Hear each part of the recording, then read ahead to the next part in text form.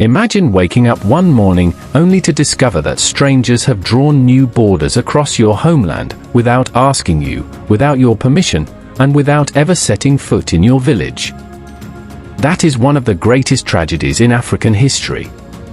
In less than 30 years, nearly the entire African continent was divided among European powers. Ancient kingdoms were split apart. Families found themselves living in different colonies.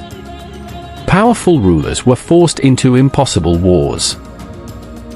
Millions of Africans lost their land, their freedom, and in many places, their lives. But Africa did not surrender without resistance. Brave kings, queens, warriors, and ordinary men and women fought to defend their people. This is the story of the Scramble for Africa, one of the most important chapters in world history. Before European colonization, Africa was not an empty land waiting to be discovered. It was home to powerful kingdoms, thriving cities, and advanced trading networks. The Mali Empire became famous for its wealth and learning. The Kingdom of Benin was known for its skilled bronze artists and organized government. Ethiopia maintained an ancient monarchy with a long history of independence. Along the East African coast, merchants traded with Arabia, Persia, India, and China through busy ports. Across the continent, people built farms, raised livestock, forged iron tools, created works of art, and developed their own systems of government. Every region had its own languages, traditions, and cultures. Africa was diverse, vibrant, and connected to the wider world through trade and diplomacy. Yet during the 19th century, events in Europe would begin to reshape the future of the continent. Industrial factories demanded more raw materials. European governments competed for power and influence. Soon, Africa became the focus of their ambitions. What followed would change the continent forever. By the late 19th century, Europe was changing faster than ever before. The Industrial Revolution had transformed factories, transportation, and trade. But with rapid growth came a new problem.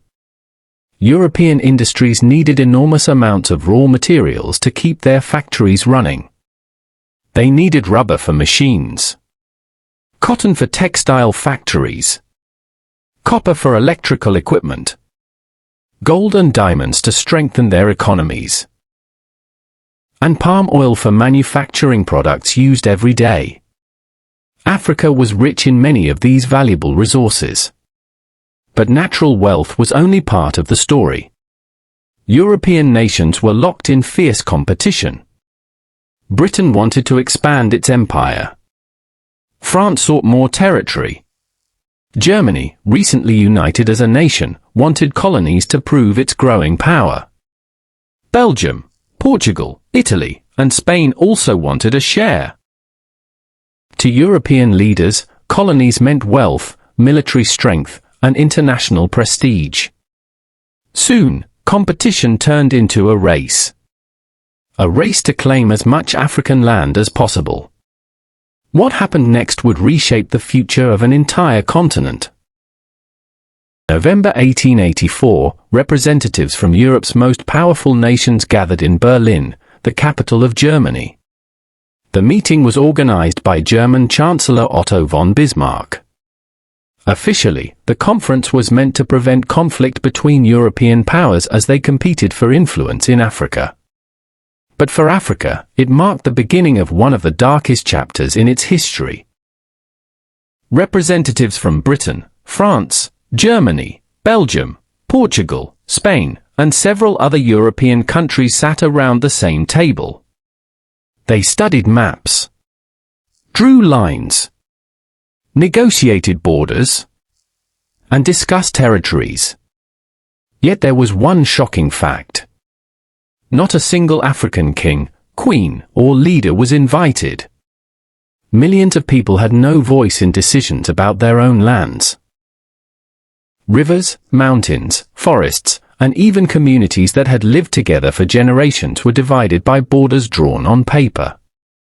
Ancient kingdoms were split apart. Different ethnic groups were forced into the same colonies. Others found themselves separated by new frontiers they had never chosen. These decisions would create political and social challenges that would last for generations. Across Africa, many rulers refused to accept these changes. They prepared to defend their kingdoms, even if it meant facing some of the strongest armies in the world. Europe believed that Africa would fall quickly, but they had underestimated the courage of African leaders and their people. Across the continent, kingdoms refused to surrender without a fight. In West Africa, Samori Touré built a powerful empire and spent years resisting French expansion. Instead of giving up, he reorganized his army, moved his capital when necessary, and continued resisting for years. In present-day Ghana, Yaa Asantewaa, the Queen Mother of the Ashanti Kingdom, inspired her people to defend the golden stool, one of the most sacred symbols of their nation. When many leaders hesitated, she stepped forward and declared that if the men would not fight, then the women would. Her courage became a lasting symbol of resistance. In southern Africa, the Zulu Kingdom became known for disciplined warriors and remarkable military organization. During the Battle of Isandlwana in 1879, Zulu forces defeated a British army in one of the greatest victories ever achieved by an African force against a modern European army. In East Africa, the people of Ethiopia stood united under Emperor Menelik II. When Italy attempted to turn Ethiopia into a colony, Ethiopians gathered from different regions to defend their independence. On March 1, 1896, at the Battle of Adwa, Ethiopian forces defeated the Italian army. The victory shocked the world. Ethiopia remained independent, becoming a symbol of hope for Africans and black communities around the globe. These victories did not stop colonialism across the continent, but they proved something history can never erase. Africa resisted, and its people fought with extraordinary courage to defend their freedom. As European rule spread across Africa, daily life changed dramatically for millions of people. New colonial governments introduced laws that often placed political and economic power in European hands. In many colonies, communities lost control over land that their families had lived on for generations. Farmers were sometimes required to grow cash crops instead of the food they had traditionally produced. Across different regions, new taxes were introduced, forcing many people to seek wage-paying jobs. In some colonies, Africans were compelled to work on plantations, railways, or in mines under harsh conditions. Roads, railways, and ports were built, but they were often designed to move raw materials to the coast for export. Traditional leaders saw their authority reduced or replaced by colonial administrators. At the same time, many African communities worked hard to preserve their languages, cultures, beliefs, and traditions. Parents continued teaching their children the stories of their ancestors. Elders passed down customs that colonial rule could not erase. Even under difficult conditions, hope remained alive. Across the continent, a new generation began dreaming of freedom. Writers, teachers, students, workers, traditional rulers, and community leaders slowly built movements that would one day demand independence. The struggle was changing. It was no longer only fought on the battlefield. It was also being fought in schools, in newspapers, in villages, and in the hearts of millions of Africans. By the beginning of the 20th century, almost all of Africa had come under European colonial rule. Yet the dream of freedom never disappeared. Across the continent, African men and women continued to resist in different ways. Some fought on the battlefield. Others became teachers, journalists, lawyers, religious leaders, and activists who inspired their people to demand justice and self-government.